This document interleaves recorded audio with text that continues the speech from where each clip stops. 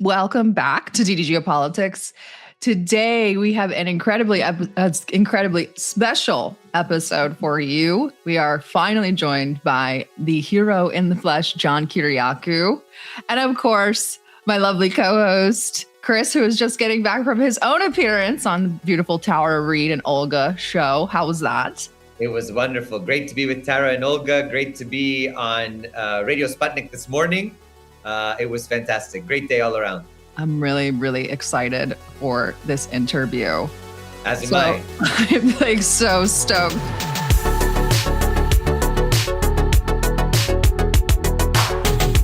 I really want to welcome John Kiriakou to the show. Former CIA counterterrorism officer, a man who in 2007 became the first U.S. government official to publicly confirm the CIA was waterboarding prisoners for telling the truth. John was indicted, convicted under the Intelligence Identities Protection Act, and served 30 months in federal prison. The architects of the torture program, like we know, walked free. Before we get into tonight's topics, guys, I just want to remind you the two things that we need you to do. First, the active campaign to secure a presidential pardon for John. Don't forget, sign the petition at change.org/pardonjohn. We'll put the link in the description. And don't forget about tomorrow night's webinar hosted by Covert Action Mag, our friends over at CAM.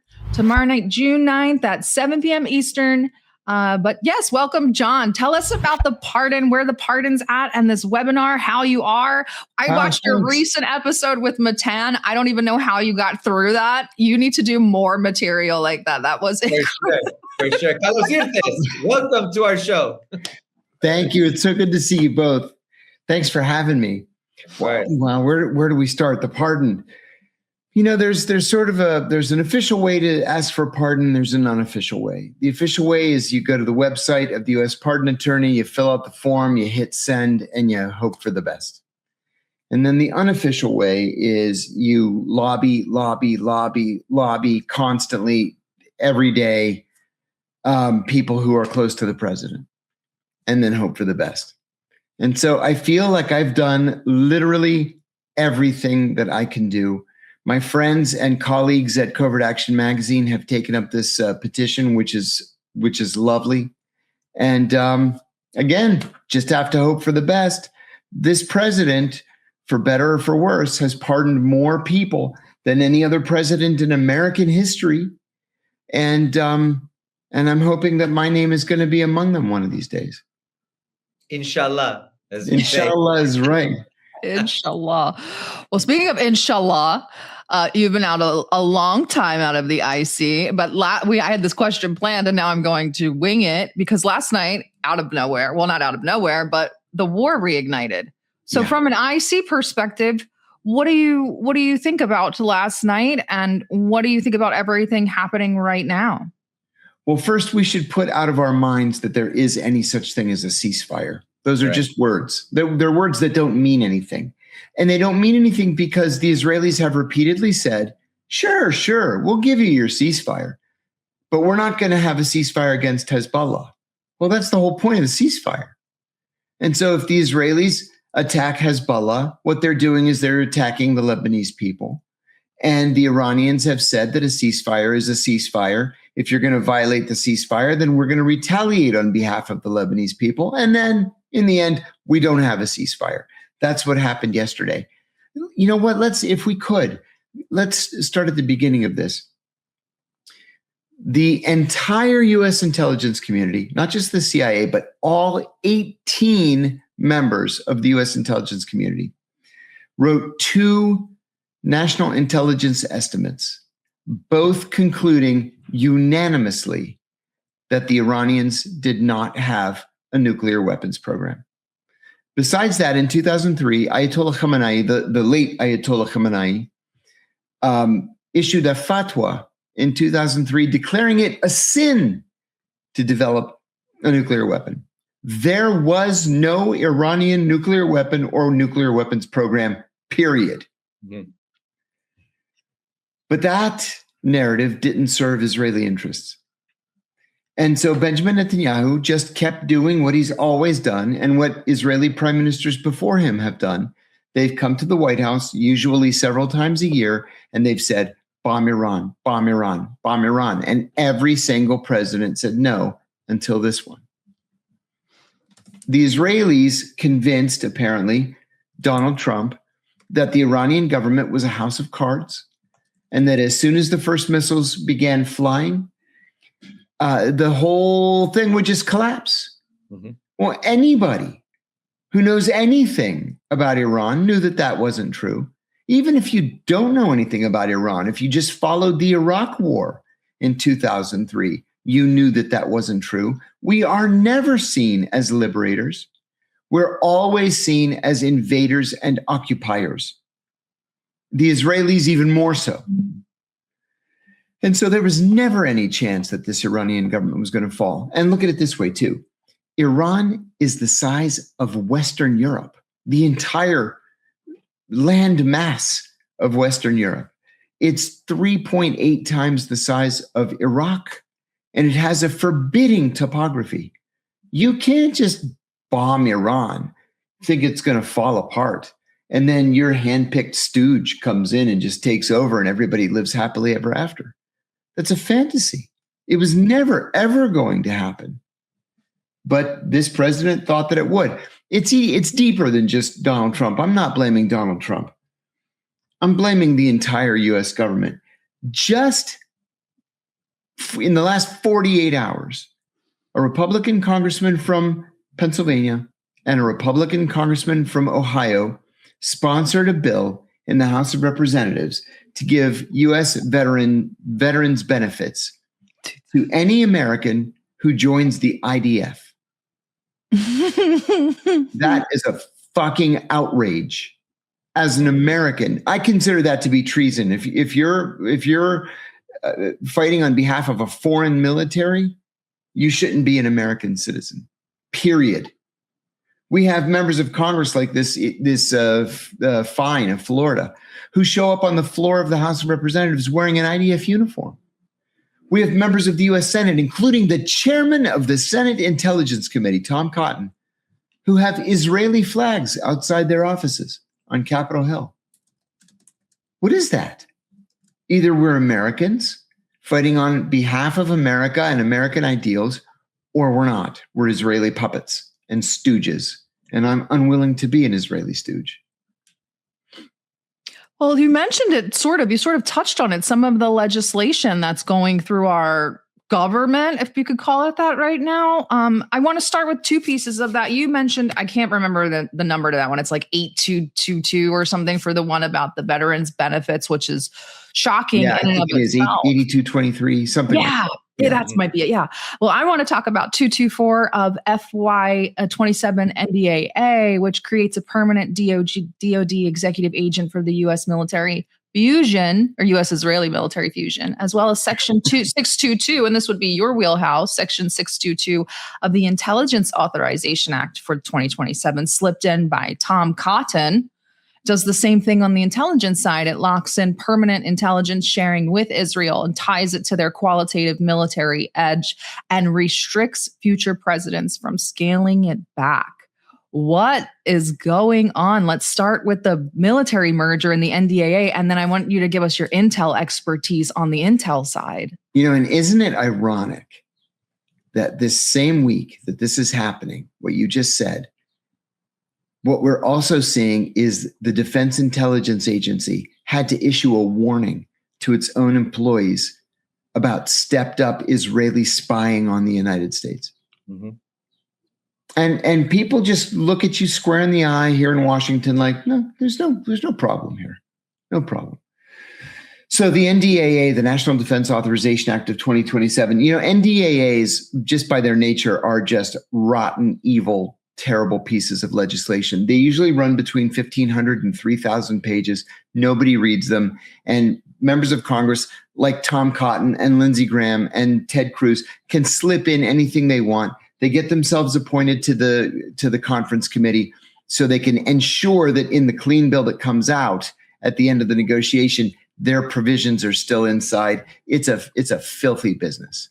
Mm-hmm. So the NDAA for 2027, as proposed, would create an unprecedented liaison relationship at the Pentagon between the United States and Israel that would literally join the US and Israel at the hip in terms of technological cooperation. And let me back up with an example that I use quite frequently. When we were developing the F-35, the state-of-the-art, most sophisticated, blah, blah, blah fighter jet, which nobody likes. The F-35, the Israelis were the first ones to come to us, and they said, we want this new F-35. And we said, okay, we'll give it to you first. We're going to call it the F-35I for Israel, and we're going to degrade the avionics just barely, just in case, God forbid, one of them gets shot down and the Russians or the Chinese get it. They're not going to have our topmost secrets. The Israelis said, nope, not good enough. We want the F-35. As is, as you have it. We want the same one you have. In the meantime, at the same time, the Emiratis came to us and they said, we want this F-35. And we said, okay, we'll sell it to you. We're going to call it the F-35E for Emirates. And we're going to degrade the avionics just a little bit. So God forbid, if you're in a dogfight over Iran and one gets shot down, that the Chinese or the Russians don't get it. They said, fine, we'll take it. The Israelis sent out hundreds of spies all across America in our defense contractors to steal that 2% of the avionics that we wouldn't give them. Well, with the National Defense Authorization Act of 2027, they don't need the spies to steal it because we're just going to fork it over.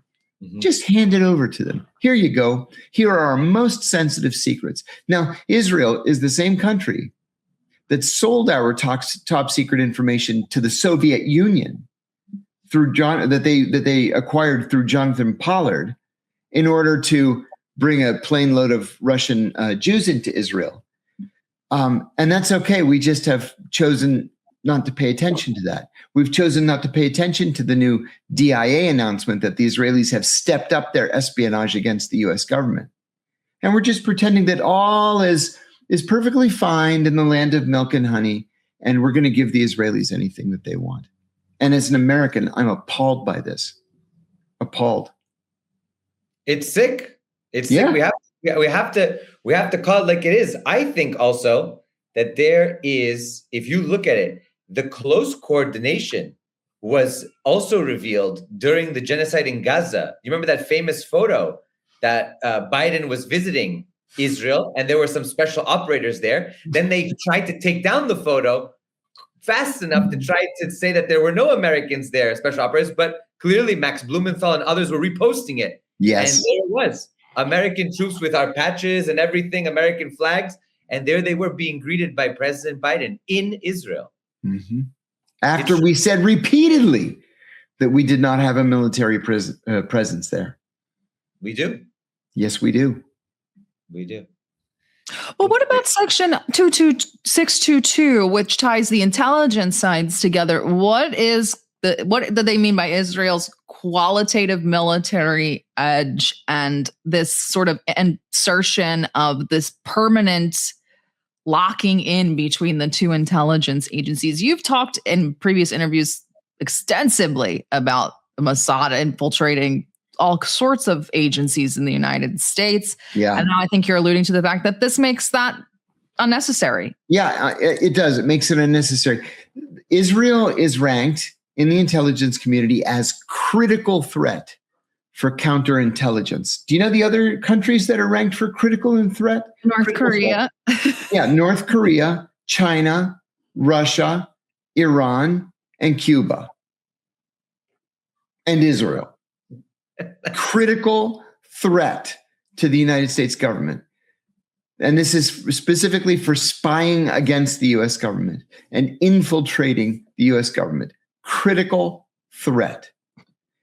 And instead, the response now is, just give them everything anyway. Just give it to them. Yeah, I jokingly said, you mitigate the threat by becoming it. Yeah, that's exactly right. How sick is that? Right. And you mentioned the DIA report, and I wanted you to kind of tell, since this is Intel side, we were both just military grunt. Well, we weren't grunts, but we were on the dirty side. So the Intel side, what does this mean? Who creates this report? Who determines this threat? It comes out of the Pentagon, so it's the DIA. Is the DNI that side? One does. Yeah. Overall, they're going to come out. Well, they come out of the entire intelligence community. So officially, they're published by the Director of National Intelligence. The CIA has something called the the Counterintelligence Center.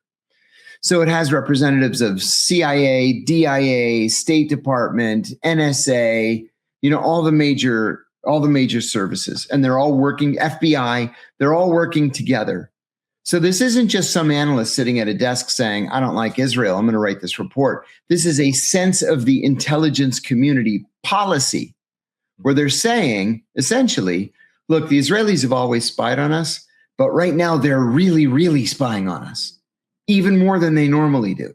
And so we need to be extra careful right now. All the while, members of Congress are wearing Israeli uniforms and putting Israeli flags outside their offices and saying, let's just give Israel everything we have, just give it to them. So what we're talking about here in practical purposes is that in terms of technological cooperation, we would give them literally everything.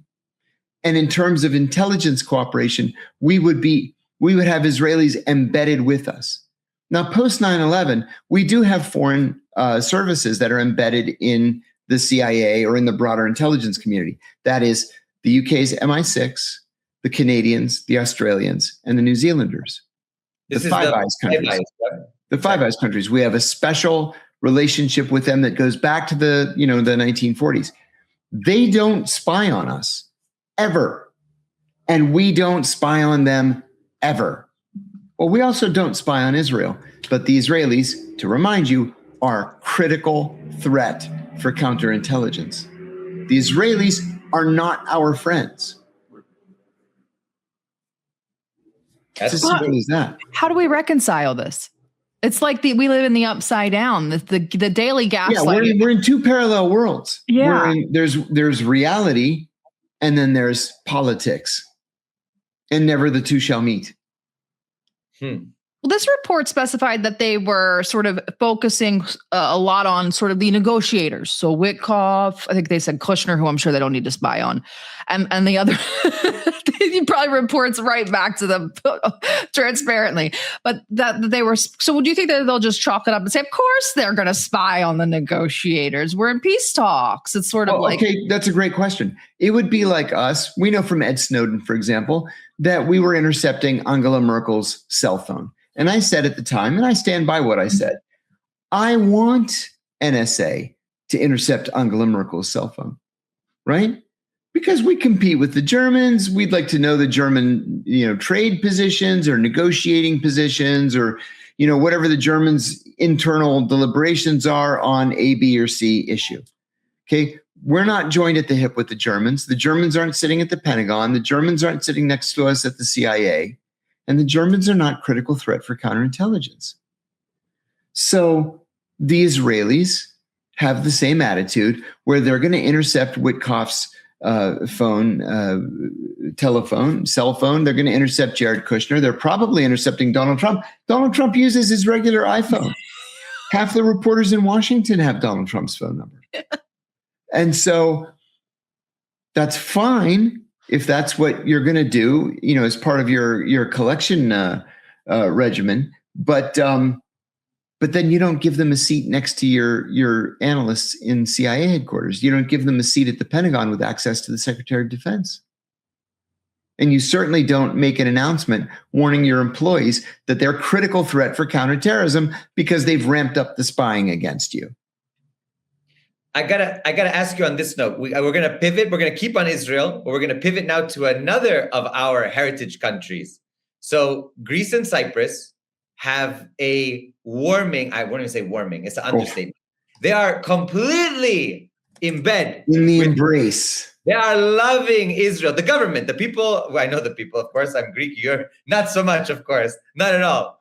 But I have been shocked the past few years when I've been going to Athens. I hear Hebrew everywhere. Everywhere. Everywhere. They bought up all the apartments and everything that was dilapidated from the economic crisis. They're moving in droves into Greece and Cyprus. And our governments are getting very close to Israel. So much so that I would even say that many of our own politicians in Greece, Neo Demokratia, or also in Cyprus, they are sharing everything. They're opening the door, come in, just for a few €1,000 more a month. They said, come in, take everything. I want to ask you, what is the future? Because I'm very concerned. As a Greek citizen, dual citizen, I'm very concerned for the future of Greece. And I'm very concerned about them dragging us into a quagmire. Because we Greeks, I'll speak for myself. I love our neighbors. I love our region. I consider myself proud to be Eastern Mediterranean. I have more in common with a Turk or a Palestinian than I do with a Frenchman. That's just how I feel. Yes. And I'm very happy to feel that way. But I'm just curious about what your thoughts are about Greece and Cyprus and their growing ties with Israel. Chris, I was in Greece and Cyprus 3 weeks ago. I spent 10 days in Cyprus, actually. And oh my God, where do you start? Sorry, I have a chronic cough. I don't want to cough all through my response. It's gotten so bad. First of all, you're right. I'm a proud Greek American. I'm a proud dual national. I go to Greece 2, 3, sometimes 4 times a year. I love the place. 23andMe has told me that I'm actually 26% Cypriot. I am just as proud. I'm speaking to the U.S. Cyprus Convention here in Washington tomorrow. Very, very proud. Fantastic. Like you, every time I go to either Greece or Cyprus, I hear Hebrew every time I go, everywhere I go. There are new synagogues being built, which is perfectly fine. What is not fine is that the Israelis are buying up all the real estate, not just to have, a summer place or a weekend place or to make an Airbnb. They're buying literally entire villages all at one time. In Cyprus, they bought an entire village outside of Paphos. It is Jewish only. They're only selling to other Israelis. The legality is unclear, but this is what they're doing. They're building a casino there to attract other Israelis to come and vacation there. They asked the Greek government 3 weeks ago for permission to buy an entire island in the Ionian Sea. They were denied. But you make an important point I want to reiterate. The governments of Greece and Cyprus are joined at the hip with the Israelis. And I get it. The Israelis and the Turks hate each other. The Turks not just hate the Greeks and the Cypriots, but are an active day-to-day threat to the Greeks and Cypriots. Just yesterday, the Turkish government ordered that the term Aegean Sea not be used in textbooks or in Turkish schools. The term Aegean Sea is now replaced with Sea of Islands. That's the new term, like Gulf of America, that Turkish children are going to be using. So Turkey's a threat. And the Greeks and the Cypriots need Israeli help to protect them from the Turks. I get it. But you cannot just throw away your centuries-long commitment to human rights. You can't throw away 80 years of support of the Palestinian people. And so we're seeing things like we saw day before yesterday in the port city of Piraeus, where an Israeli cruise ship docked with a shipload of Israelis wanting to get off and go to the Parthenon and spend some money. And they were blocked from even getting off the ship by a mob of Greeks. This has happened repeatedly over the last 2 years in the Greek islands as well, including on my own ancestral island of Rhodes. Average Greeks, normal Greeks, will not allow Israelis to disembark. And this is in protest for the way the Israelis are treating the Palestinians. So listen, everybody can live happily ever after if there's mutual respect for human rights and civil liberties. And there is not. There is not. The Israelis will take what they want, and if they can't take it, they'll buy it.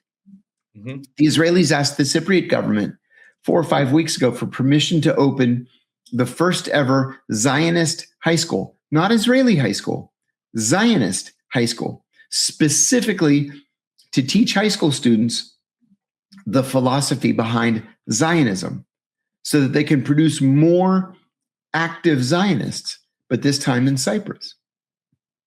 What do the Greeks and Cypriots get out of all this, except being dragged into a conflict? Just a quick follow-up. Do you think, my fear is that over time, they're eventually going to expand Greater Israel and they're going to say Cyprus is also ours? The Cypriots are actually worried about that.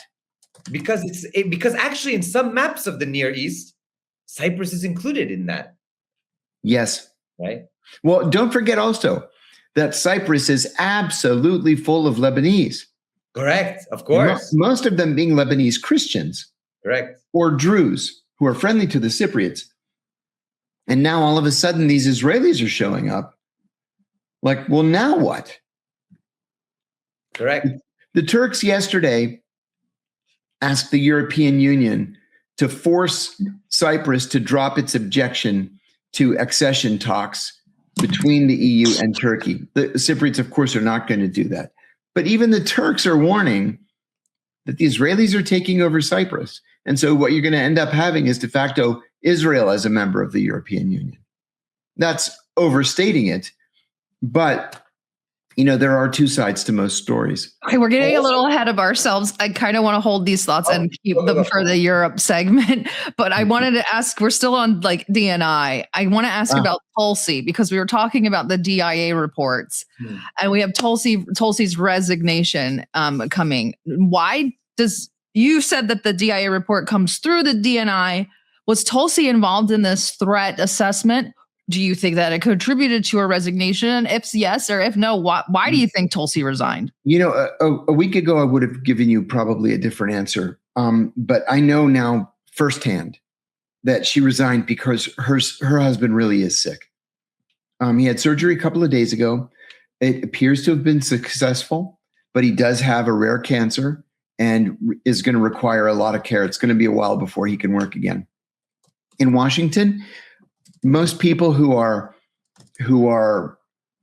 sort of aggressive and protective of their political futures would never have resigned. They would have, hoped for the best, and you hire home health care, and you squelch any stories in the media. But Tulsi's not like that. Tulsi's one of the most genuine, one of the most genuine human beings that I've encountered in Washington. And when she said that she was resigning to care for her husband, she actually meant she was resigning to care for her husband. It was a beautiful thing. With that said, yes, of course, she was involved in the decision by DIA to warn against Israeli espionage in the United States. It's funny, when you're inside the intelligence community, you see that as just kind of a normal thing. Like, oh, the Israelis are spying on us again. Okay, well, is it worse than it usually is? Yeah, it's worse. Well, we should probably put out a report. And then you just put out a report. That's a normal thing.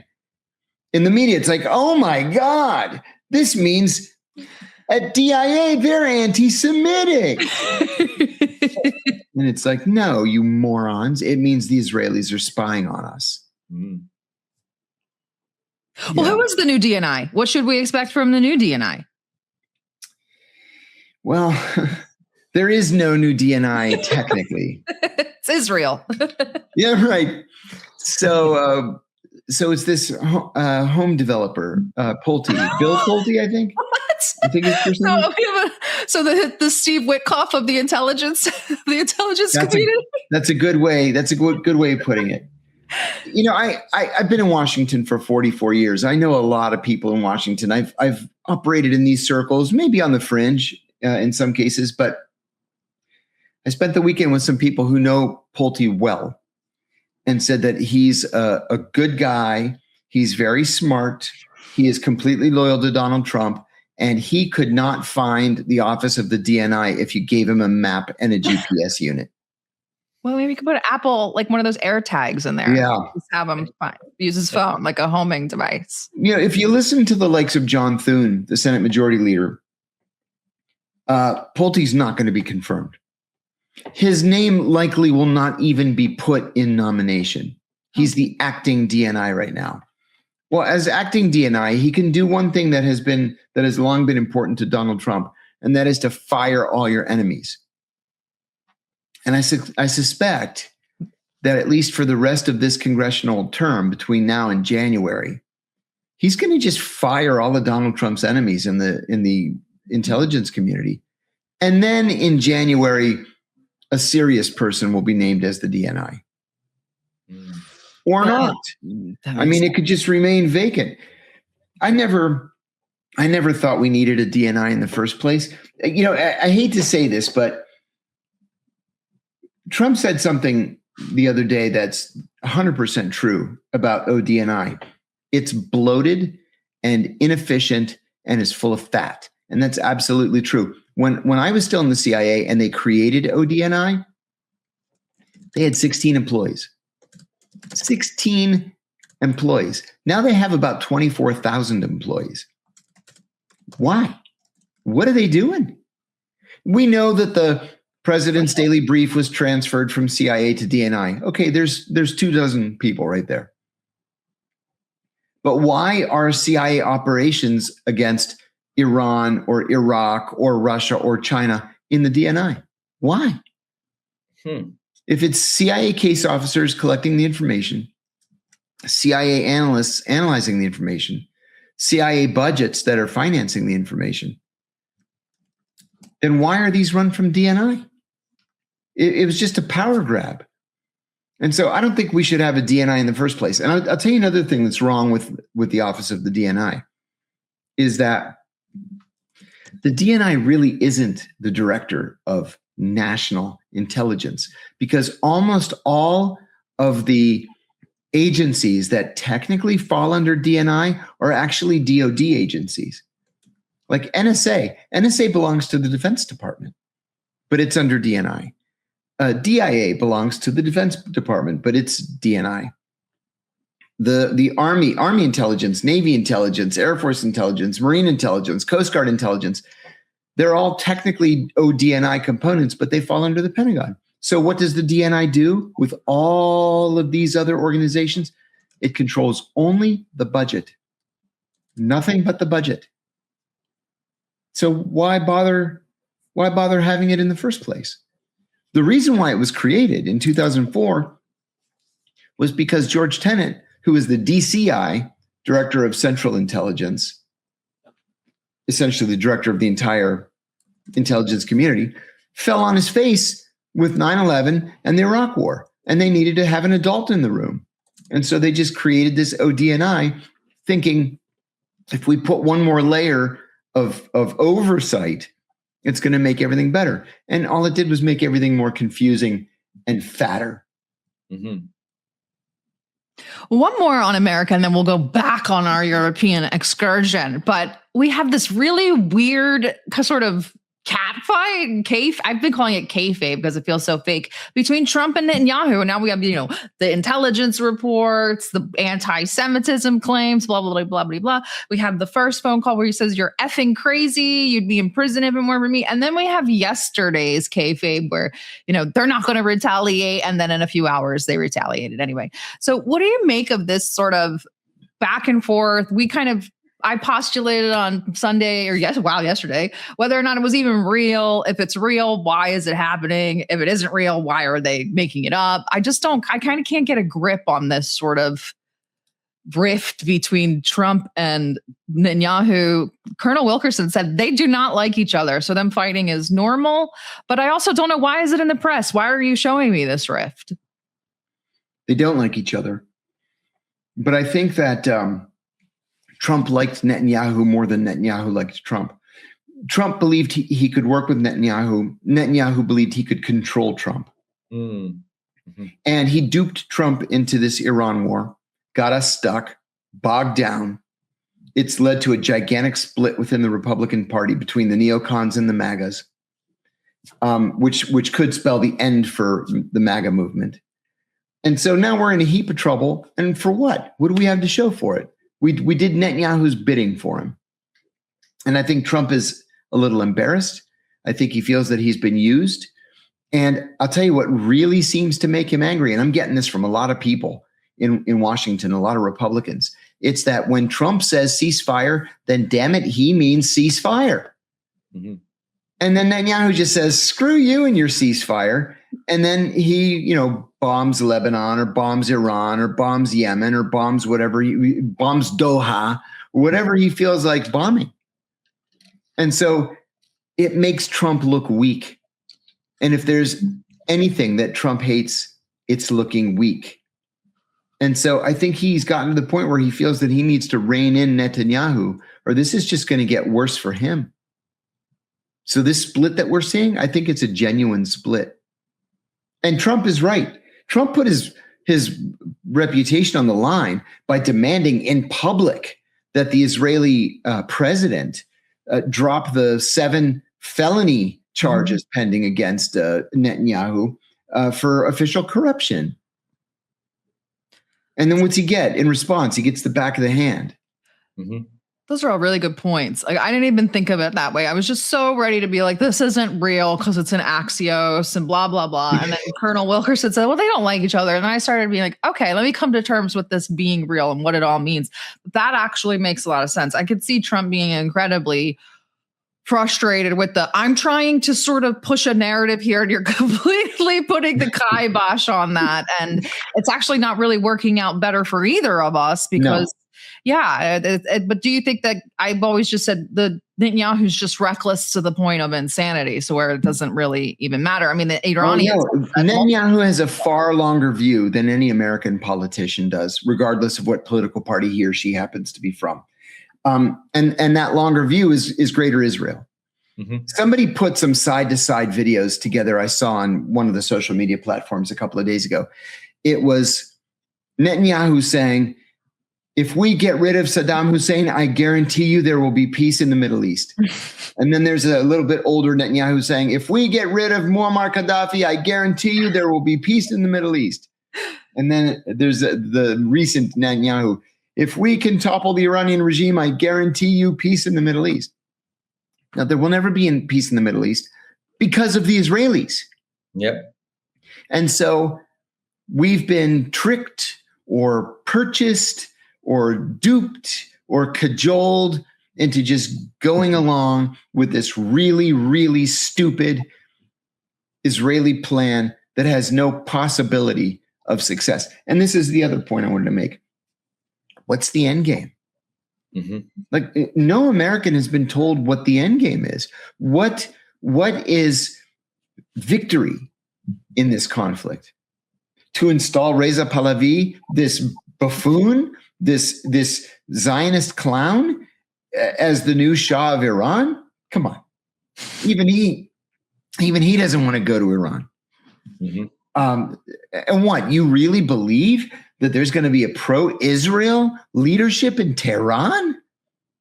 After you blew up a girls' school and killed everybody inside and blew up the electrical grid and the water desalination plants and the oil refineries, do you think they're going to run to you and love you? Not a chance. And as an American, I don't know what victory looks like. I mean, short of committing 1 million troops and taking over the whole country and occupying it by force and staying there for 20 years. I mean, what does victory look like? We've never been told. Well, Colonel Wilkerson made a really bold prediction, and other people have said the same, maybe on different time lengths, but they've said, within the next 1 or 2 years, he said 1 or 2, I think that's a little short, Israel probably won't exist anymore. Chris rightfully, in his excitement as a little Greek with another Greek, started talking about the Aegean Islands and all of that. And this ties in perfectly for this, because I'm so glad he brought it up and you guys got to talk about it, because I know he always mentions that you guys are both Greek. And we know all the stuff that's kind of going on with the Cyprus and the Turkey thing. And now we have this Albania thing. Yes. If Israel is declining or is seeing a decline, and just in that geographical area, I don't mean their actual power or the structure. This looks like another move into kind of this even larger Greater Israel. You guys are talking about the islands. I've looked into that part of Puglia on the Adriatic coast of Italy. They're also buying up there. And now we have the Kushners buying Sazan Island in Albania. What do you make of the president's son-in-law? You talked about Greece now doing $4 billion in real estate deals. on Albanian secluded islands with bases on them. There were literally riots in Albania yesterday over this. I'm not sure that this thing is actually going to come to fruition, because half the country is rising up to keep Jared Kushner and Ivanka Trump out of Albania. They pull up to this island on a super yacht. I don't know if you guys saw the social media post that Ivanka put. They pull up on a super yacht. She jumps off, climbs up barefoot to the top of some crag, and looks. And she said that she discovered this like desert island. You discovered this island. Yeah. Congratulations. How would you discover something that already has structures on it? Yeah, it has structures on it. And you've been in negotiations. Discovered Israel. Yeah, and you've been in negotiations to buy it for the last 6 months. So the Albanians do not want the Kushners there or their ill-advised super luxury spa. I don't think it's going to happen. But I want to add some background just for your viewers. When I was growing up, and I know Chris had probably exactly the same experience. When I was growing up, my grandmother used to talk frequently about the fact that when she was growing up in Greece on the island of Rhodes, you didn't know who was Jewish, who was Christian. You just didn't know. It never came up. Nobody cared until the Germans came in 1940. The Germans on our island rounded all the Jews up within 24 hours and brought them to an area in the medieval city of Rhodes that is now called the Square of the Jewish Martyrs. They were put onto a boat to Piraeus, and from there a train to Thessaloniki, and then another train directly from Thessaloniki to Auschwitz. Of the 2,000 who were rounded up, 14 survived and 7 came back to the island. Well, my great-grandfather, my grandmother's father, was a chauffeur for a wealthy Jewish Rhodian man. And when the Germans came, he asked them to hide him. And they did. And they moved him from house to house, hut to hut, stable to stable for the 3.5 years that the Germans were on the island. And he survived. And he gave them some property that they passed down to my parents, or my dad and his sister. And then they sold to cousins. Okay, with that as background, when the Germans arrived in 1940, they went everywhere in Greece. They took the whole of Greece, except for Crete, which took a little bit more time. There's one island in the Ionian Sea called Zakynthos, one of the most beautiful places on earth. They went to Zakynthos, and the German major, who was the occupation governor of the island, called the bishop of Zakynthos and the mayor of Zakynthos to his office and told them they had 24 hours to give to him a list of every Jew on the island and their address. They went back to the mayor's office to discuss what to do. And then the next day, they went back to the Nazi major's office and they gave him a list, and it had only their 2 names and addresses. And they said, we're the only Jews on this island. This is the bishop, the Greek Orthodox bishop of Zakynthos, and the mayor of Zakynthos. And the major said to them, stop and think what you're doing. If you don't respond to this request, I'm going to have to kill you both. They gave the major a letter that they had written to Hitler.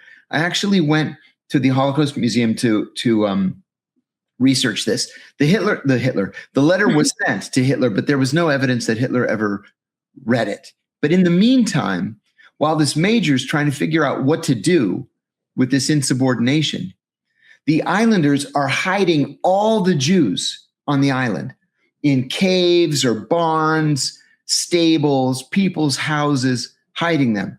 So when the Germans began going to the houses that the Jews owned, they couldn't find anybody. The Germans finally left in 1944. And Zakynthos was literally the only place in the whole of Greece that never lost a single Jew. Not one.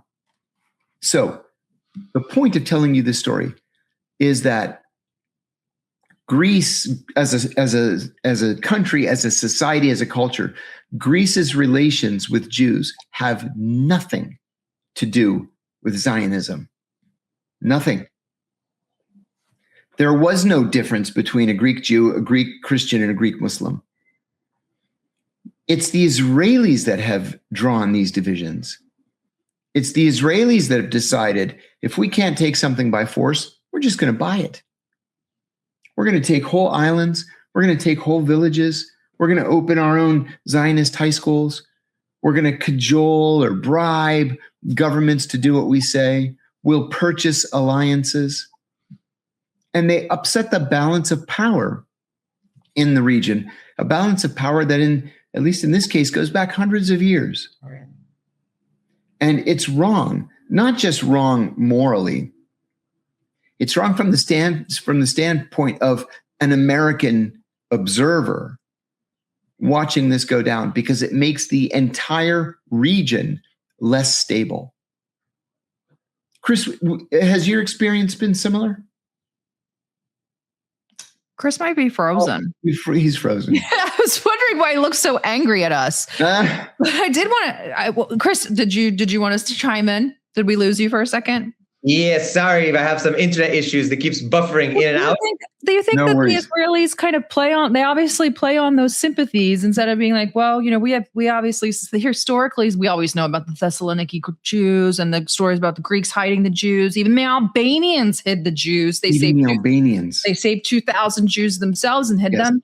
And so this is kind of like not so much with the Albanians, but playing on that sympathy. We have huge fans at Greece because of Chris. He always talks about Greece and talks in Greek, and it's all Greek to me. But I was talking to them, and they're like, even like, I don't get it. We used to be very close. We've have good relations with the Jews in our community, and now they just want to come and kind of take us over. So for them, it's like this sort of reconciling with the fact that these aren't the Jews of your grandmother, or so. I don't know how to explain it. This is Zionism. It's totally different. Like there's a huge disconnect between Zionism and Judaism. Zionism, in my view, is just a 100% political movement. That's why we have Christian Zionists, evangelical Zionists. It's not Judaism. It's political. Yeah, we run into this a lot when we get outside the West, because, we have kind of a bit of sort of, people are calling it noticing, or maybe you call it anti-Semitism. But in the East, they're like, we don't get it. We don't really understand. Yeah. Because in the East, in places like, I would consider Greece the East because it's Orthodox. Russia, they're like, we don't like Nazis because they're Nazis. Because they're Nazis. To do with Jews. Yeah. They're like, so in America, they're like, well, right now we don't really like the Jews, so we're going to by default like the Nazis. And everybody in the East is like, what the hell is going on over there? Yes. Isn't that the truth? Yes. And I think that it's happening also with Serbia, where they find these places that sort of historically have and valid animosity towards usually Turks or other groups of Muslims. And they kind of play on those sympathies as well, saying, oh, we're holding back this Muslim horde. Look at all the Muslims we're fighting. Kind of kindly come to our sides before the Turks come and get you. Yes. And I feel like a lot of that is going on. Chris and I have talked about the sort of setting up this interesting avenue for Israel to attack Turkey, kind of pulling the United States back from NATO. We talked about that a lot in Cyprus when I was there a couple of weeks ago. Yeah. May I comment on that, Sarah? I want to ask you about it, because now with the merger thing, I'm wondering if that pulls America further away from NATO and away from Turkey. This could be the beginning of the end of NATO. The Israeli deputy defense minister, about a month ago, made a public statement in which he said that Israel's next big fight is against Turkey. Well, newsflash, Turkey's a NATO country. And if the Turks are ever attacked, whether it's by Israel or anybody else, and they decide to invoke Article 5 of the NATO Charter, all NATO countries are compelled to come to Turkey's aid. This would actually pit the United States in a hot war against Israel. Now, of course, that's never, ever, ever going to happen. What would happen then is the US and NATO would likely refuse to push the Israelis away from Turkey, and that would lead to the dissolution of NATO. And so we've entered the twilight zone on this issue. It's the idea, and I said kind of jokingly in Cyprus the other day, damn it.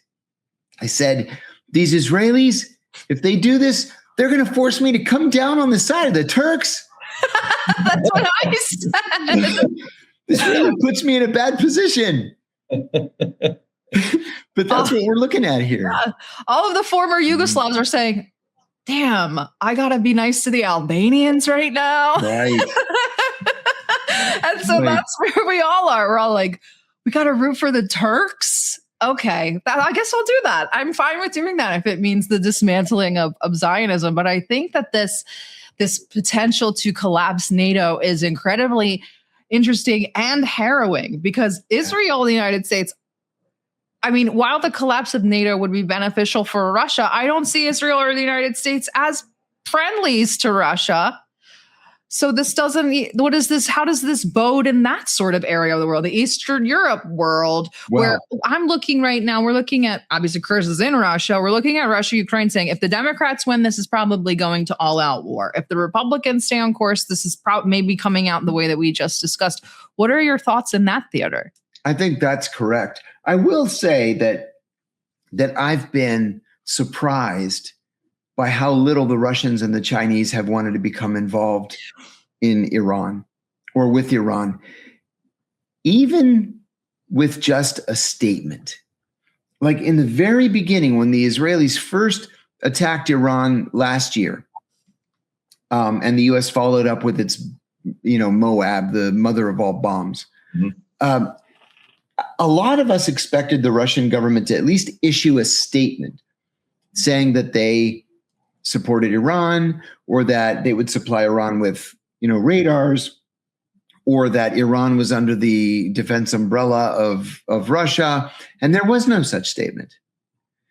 And to me, that was kind of a green light to the Israelis that you can go ahead and bomb Iran and we're not going to do anything about it. The Chinese were the same way. They just didn't want to get involved. There was a headline in The Onion a couple of weeks ago, the satirical newspaper. Right, which isn't always so satirical. Which is not always so satirical. And the headline, I've been thinking about it since I saw it. It said, China content to sit back and watch U.S. destroy itself, which is exactly what's happening. So I see the Chinese playing the long game, but with the Russians, and the Russians have always had a historically closer relationship with Iran than the Chinese have. I expected a little bit more. Well, what do you think about, because then this kind of evolves into the Caucasus. Because this weekend we had the election in Armenia. We have Pashinyan, the up-and-coming internet influencer, who also happens to run a small country. I think he may win again, but he's not going to win the majority. He won't have he probably will have issues building a coalition. But for all intents and purposes, Russia has lost Armenia. I don't know how that puts Iran with Armenia. Russia has said, kind of wishy-washy. Yeah, we're fine. We're fine with Azerbaijan, but that's they're not an interesting really. thing. Yeah, and it's Azerbaijan. Mm-hmm. That's the fly in the ointment. Mm-hmm. So you would think that because Azerbaijan is Muslim and Iran is Muslim and they're bordering each other, and there's even an Iranian state called Azerbaijan, you would think that everybody would be able to get along. And that's exactly the opposite of what the truth is. The Azeris are a threat, a minor one, but a threat to Iran. And so the Iranians have far closer relations with the Armenians. Mm-hmm. But you're right, the Armenians, I think the Russians have lost the Armenians, but usually the Armenians and the Georgians work in tandem. And the Georgians have kind of split off from the Armenians on this issue. And the Georgians are far closer to the Russians now than the Armenians are. So we're in this period of kind of like diplomatic chaos that we haven't seen since the fall of the Soviet Union. And it's all, in my view, it all started with U.S. efforts to expand NATO, and then Nagorno-Karabakh taking place in the background. I still do. Would you agree? I'm sorry for my internet issues. It went in and out until now. You're perfect now, so go ahead. Perfect, thank God. I'm wondering if you would agree that still the driving ideology amongst many in the foreign policy, diplomatic, and intelligence circles is kind of a neo-containment policy. Absolutely, yes. Yeah. Absolutely. 100% yes. It's all about containment. The thing, though, is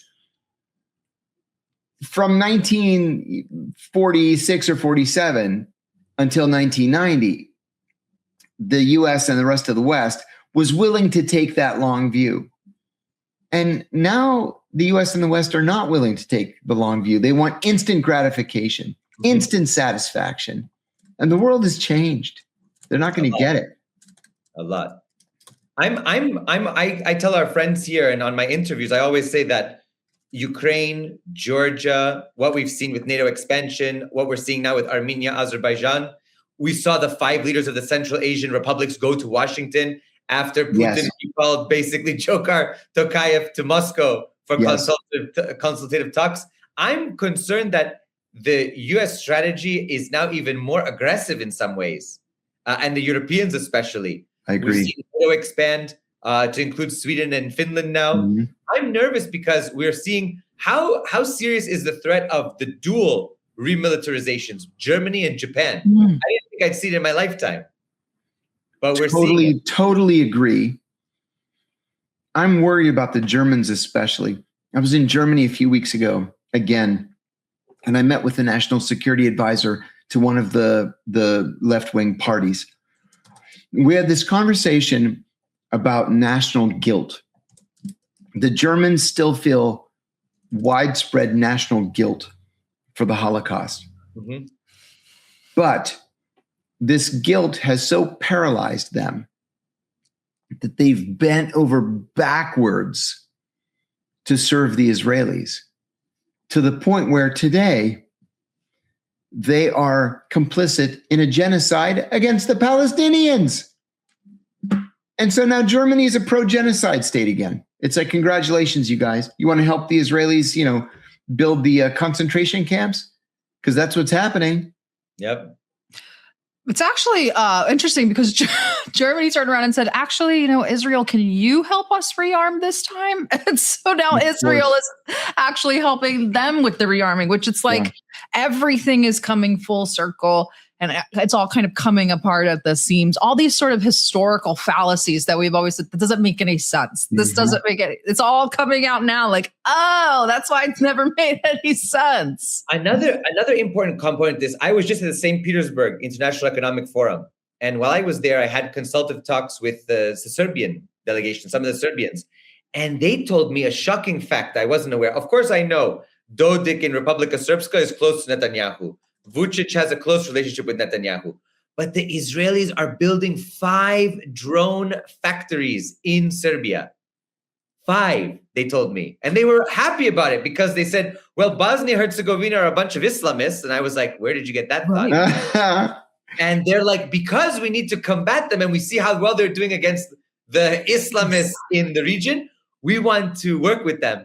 And I said, guys, this is crazy. It's that same sort of Israeli play on emotions they did with the Greeks. It's like, the Turks are coming. You better start arming yourselves. We'll put drone factories in your country. Yeah. To which I remind everybody what my grandmother used to say. Better the Sultan's turban than the Frankish tiara, right? There it is. And that's the truth. That's how our family thought. Okay, yes, Turks, they're bastards, but there are bastards. Yes. These other ones, we don't want anything to do with them. Yes. Yeah.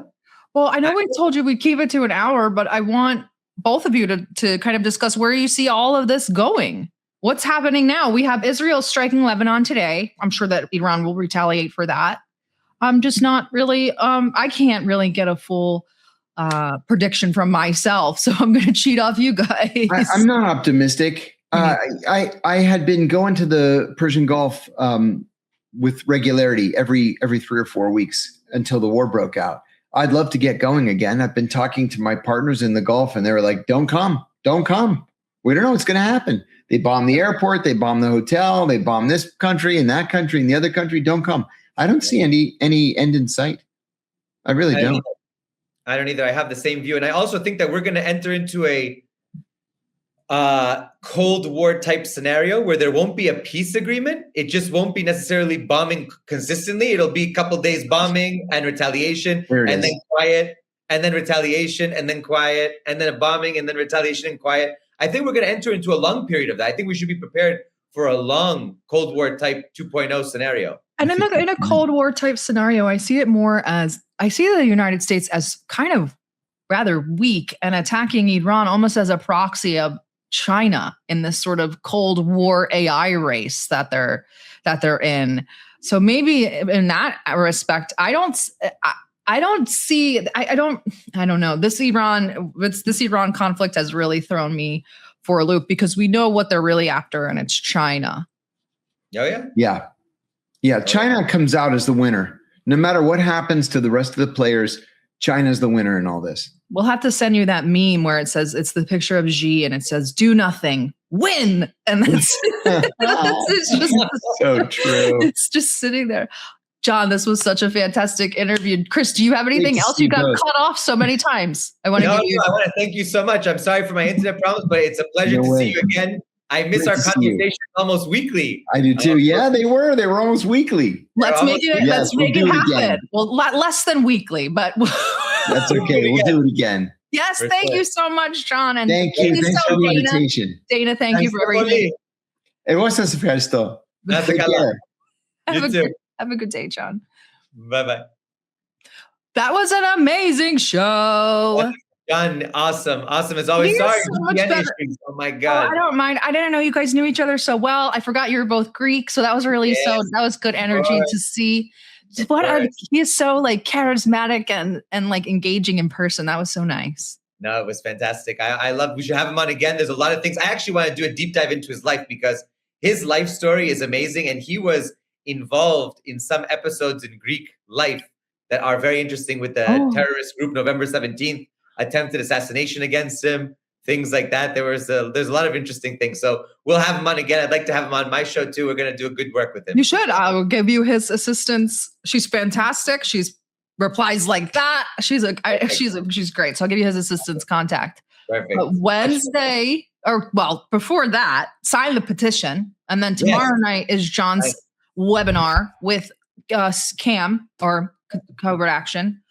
And so get your tickets to that. The profits will be obviously going to support John's pardon campaign. And just like John said in the episode, Trump has pardoned more people than any other previous president. And there's no reason why John shouldn't be receiving one as well. Although I'm not sure I want John to be amongst that pantheon of people. Listen, just get him a pardon and we'll move on, Yeah, we'll get him a pardon and we'll forget how we got it. And then we'll move on. We won't acknowledge the other people that Trump gave pardons to. But that was a fantastic show. And on Wednesday, we will be covering the circus, all circus, no bread. That is the World Cup. Have you heard about this? They're making the Iranian team stay in Mexico and not even allowing them to sleep here. Now, let me clarify too. It's not like they're staying in Mexico and playing in Texas. The game, the Iranian-Egypt game is in Seattle. I'm trying to go. So they have to fly from Mexico to Seattle, play the game, and fly back. They're not allowed to spend any nights in America. Listen, we're supporting the team 100%, and I look forward to bringing some good content around the World Cup, and stay tuned. It's going to be big. Stay tuned. We will see you guys on Wednesday, and we hope that you enjoyed this interview. Much more to come. Thank you again. Lots of love, everybody.